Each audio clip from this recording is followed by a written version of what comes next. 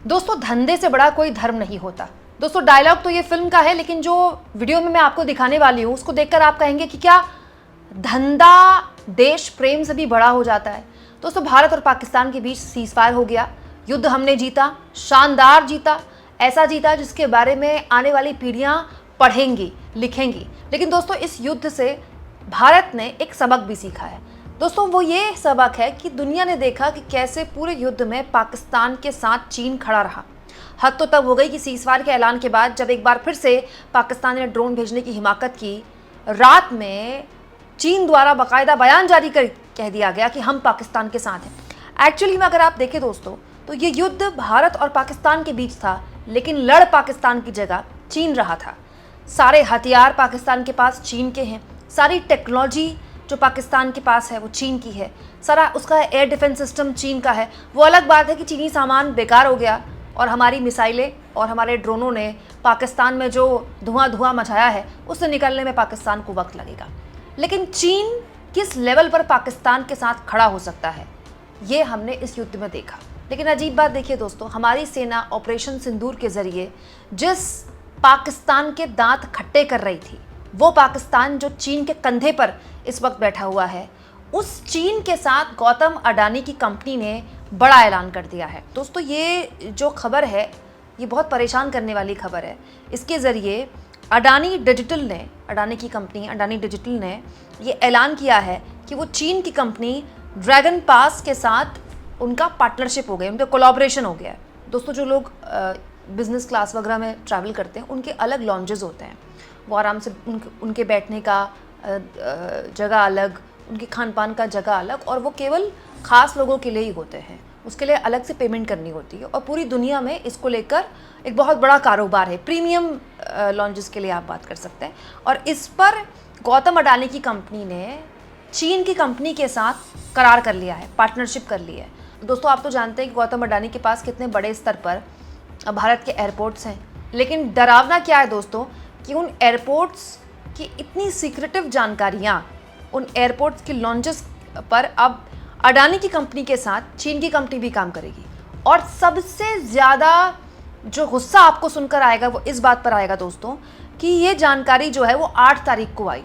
दोस्तों, 8 तारीख वो लम्हा था जब ऑपरेशन सिंदूर को पहली बार भारत की सेना ने अंजाम दिया था और उससे तिलमिलाए पाकिस्तान ने भारत में ड्रोन भेजने शुरू कर दिए थे।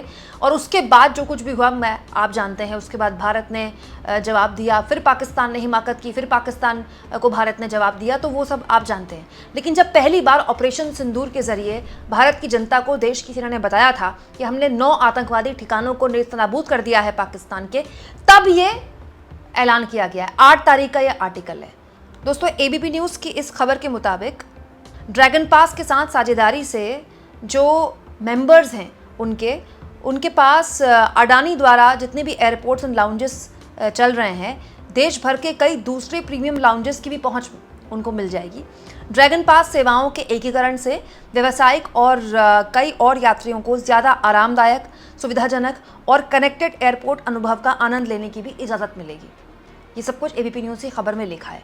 दोस्तों, आज ही खबर आई है कि भारत सरकार ने चाइना का एक माउथपीस है ग्लोबल टाइम्स, पूरी तरह से चाइनीज़ प्रोपेगेंडा फैलाता है और इस भारत पाकिस्तान युद्ध में भी खूब चाइनीज़ प्रोपेगेंडा फैलाया है। उसका जो X अकाउंट है, सोशल मीडिया X, वहाँ से उसको हटा दिया गया है। इसके अलावा दोस्तों, तुर्की जो बड़ी मजबूती से पाकिस्तान के साथ खड़ा रहा, उस तुर्की का भी एक मीडिया हाउस है TRT वर्ल्ड, उसे भी भारत ने ब्लॉक कर दिया है। हालांकि ये कदम बहुत पहले उठा लेना चाहिए था क्योंकि इन लोगों ने बहुत झूठा प्रोपेगेंडा फैलाया देश में। और तुर्की और चीन कैसे खुलकर पाकिस्तान के समर्थन में रहे, मुझे आपको ये भी बताने की ज़रूरत नहीं है। लेकिन बड़ा सवाल ये है दोस्तों कि खाली मीडिया प्लेटफॉर्म प्रतिबंधित करना काफ़ी है क्या?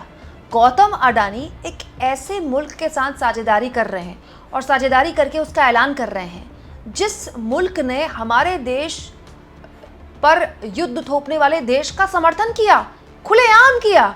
ऐसा नहीं कि उसको छुपाया, खुलेआम किया है दोस्तों, चाइना और भारत के रिलेशंस बड़े अलग तरह के रिलेशंस हैं। देखिए, हमारा उनके साथ कई मसलों को लेकर, जिसमें सीमा भी एक मसला है, उसको लेकर लगातार बहुत से ऐसी चिंताएं हैं। लेकिन अजीब बात यह है कि भारत के साथ चाइना का ट्रेड बहुत ज़्यादा है, हम चीन से ट्रेड डेफिसिट में है, चीन हमसे ट्रेड सरप्लस में है। मतलब भारत और चीन का जो व्यापार है उसमें चीन हमसे बहुत पैसा कमाता है, भारत कम कमाता है। तो जब ये युद्ध शुरू हुआ था तो बहुत से लोग ऐसी आशंका जाहिर कर रहे थे कि चीन खुलकर भारत के विरोध में नहीं आएगा या पाकिस्तान के समर्थन में नहीं आएगा, क्योंकि उसका जो व्यापारिक हित है भारत से बहुत बड़े स्तर पर जुड़े हुए हैं। लेकिन ये तो आया है ना, हमने देखा, उसने खुलेआम बयान दिया, बहुत बड़ी बात है ये। और वो भी तब जब तुरंत सीज फायर हुआ ही था। उसने एक तरह से अपनी चौधराहट दिखाने की कोशिश की कि अमेरिका हस्तक्षेप नहीं कर सकता किसी भी हाल में भारत और पाकिस्तान के बीच, करूँगा तो मैं ही करूँगा। वो चीन का अपना अलग मसला है, वो चाहता है कि वो भारतीय उपमहाद्वीप खित्ते का एक सबसे बड़ा पावर बन के उभरे, जिसको भारत अनएक्सेप्टेबल करता है। भारत बिल्कुल किसी भी हाल में एक्सेप्ट नहीं करता इसको। चीन तो ये चाहता था दोस्तों कि ये युद्ध और लंबा चले, जिससे भारत की अर्थव्यवस्था भी उस पर नुकसान हो, और दूसरा भारत अंत में सीज फायर में किसी भी तरह की बातचीत के लिए चीन के पास आए। लेकिन भारत ने किसी भी हाल में ना तो एक्सेप्ट किया है ना करेगा, और बाद में जो कुछ भी हुआ आप जानते ही हैं।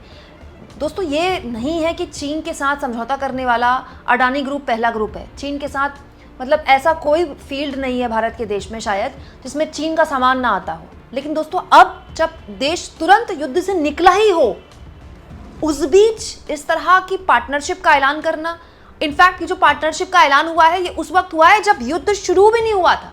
भारत ने बस ऑपरेशन सिंदूर की पहली कार्रवाई की थी, उसके बाद पाकिस्तान ने जो कुछ भी किया वो बात की बात है। मतलब आप सोचिए कि अडानी ग्रुप को ये भी नहीं लगा कि कम से कम वो अनाउंसमेंट थोड़े दिन के लिए टाल दें। अनाउंसमेंट भी 8 तारीख को की है। ये बताता है दोस्तों कि एक व्यापारी के लिए अपने व्यापार से बड़ा कोई हित नहीं है। लेकिन मुझे लगता है दोस्तों कि भारत सरकार को अब इस मामले में सोचना चाहिए। मैं ये नहीं कह रही कि चीन का सारा सामान बैन कर दो, क्योंकि ऐसा हम कर नहीं सकते। हमारे कई सेक्टर्स उन पर बहुत ज़्यादा निर्भर हैं रॉ मटेरियल के लिए। लेकिन हमको इस बात को लेकर चिंतन और मनन करना चाहिए कि हम चीन की कंपनियों का कितना इंटरवेंशन हमारे देश में लाने वाले हैं, वो भी एयरपोर्ट्स जैसी बेहद बेहद बेहद सेंसिटिव जगह में। दोस्तों पाकिस्तान ने तो हमें हर बार जब हमने उस पर भरोसा किया उसने धोखा दिया है, इसीलिए अब हम उस पर भरोसा ही नहीं करते। लेकिन सच्चाई तो ये भी है ना कि चीन के साथ भी हमारा ऐसा ही इतिहास रहा है। पंडित नेहरू से लेकर मोदी तक सबने कोशिश की कि चीन के साथ जो स्थितियाँ हैं वो बेहतर हो जाएं। मोदी जी ने तो झूला भी झुलाया था शी जिनपिंग को गुजरात में, लेकिन क्या हुआ, क्या मिला हमको उसमें? तो हमारी सरकार इस बात को लेकर कोई भ्रम में नहीं है कि चीन हमारा किसी भी हाल में एलाय तो नहीं हो सकता, हमारे व्यापारिक हित उससे हो सकते हैं। तो चीन को लेकर हमको एक बहुत ही ब्रॉड प्रोस्पेक्टिव रखना पड़ेगा और अपनी पूरी की पूरी रणनीति बदलनी पड़ेगी।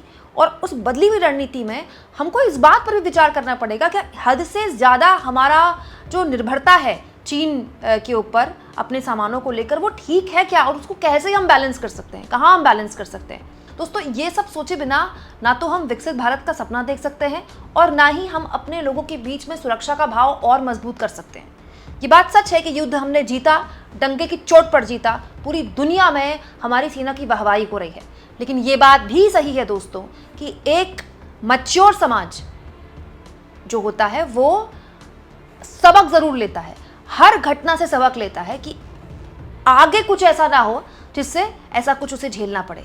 आप इस मुद्दे पर क्या सोचते हैं कमेंट बॉक्स में ज़रूर लिखें, और जितना हो सके चैनल को शेयर करें, सब्सक्राइब करें, और थैंक्स और ज्वाइन। दोस्तों ये 2 ऑप्शन हैं जिसके जरिए आर्थिक तौर पर भी आप चैनल के हाथ मजबूत कर सकते हैं।